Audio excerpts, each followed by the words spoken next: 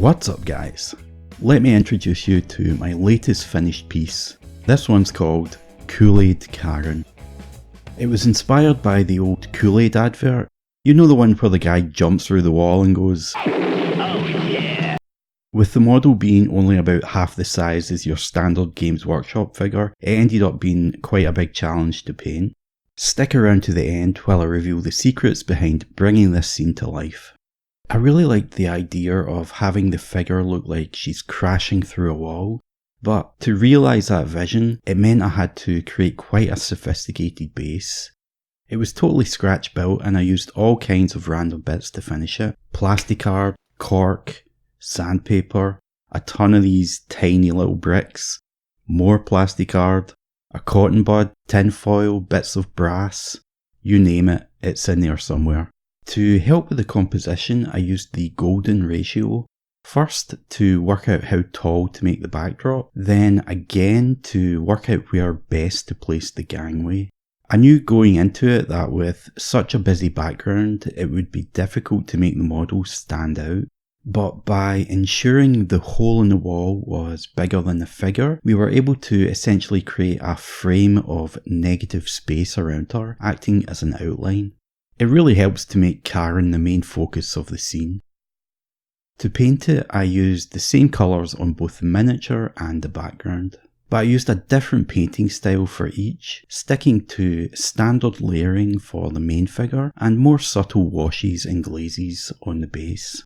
This shift in technique gives another level of contrast and it really helps to push the figure forward, giving it a more central role. I also made sure to desaturate the colours on the base, that way we ensure it stays in the background and complements the figure rather than distracting away from it.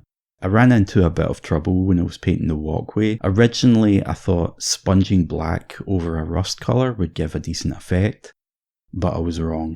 The texture on the sponge that I was using was actually too fine for the kind of effect I was trying to create. I ended up with lots of tiny dots, but really you want more of a random chunky effect. I tried to persevere with it thinking that I'd be able to make it work, but this was really just an act of futility. Mostly fueled by self-delusion, desperation, and a side order of hubris. Sheer hubris. Also, I think black isn't the greatest choice here. It creates quite a harsh break line between the upper and lower sections. It just didn't sit well. After a good night's sleep, I realised I could mirror the effect on the jeans and paint it with a turquoise, adding little rust holes, just like the rips that are on our jeans. That ended up working much better.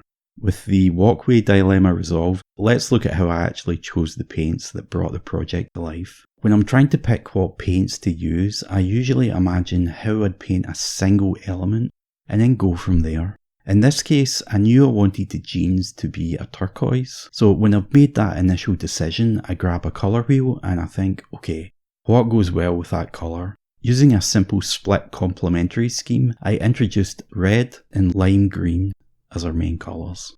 Throwing dark brown, black and white into the mix adds versatility to the palette, allowing for more creative possibilities. By the way, if you have your own method of picking a colour scheme, drop a comment below. I'd be interested to hear your ideas. This piece was actually part of my display at the recent South Wales miniature competition. Sadly, I couldn't attend in person, but I was really happy and surprised that my models managed to pick up a gold medal, especially as they were being judged by these two legends.